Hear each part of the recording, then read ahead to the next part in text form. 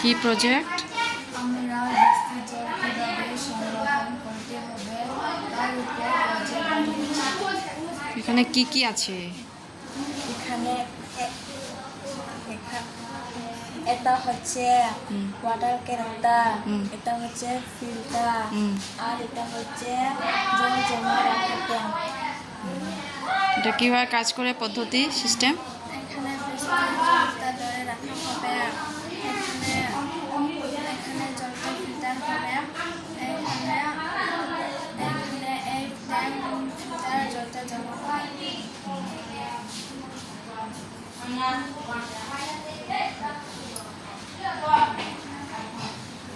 এই জলটা কি কাজে তোমরা ব্যবহার করতে পারবে?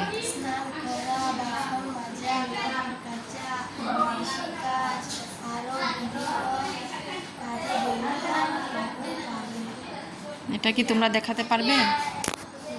দেখি, দেখাও কিভাবে ফিল্টার হয়। আস্তে আস্তে।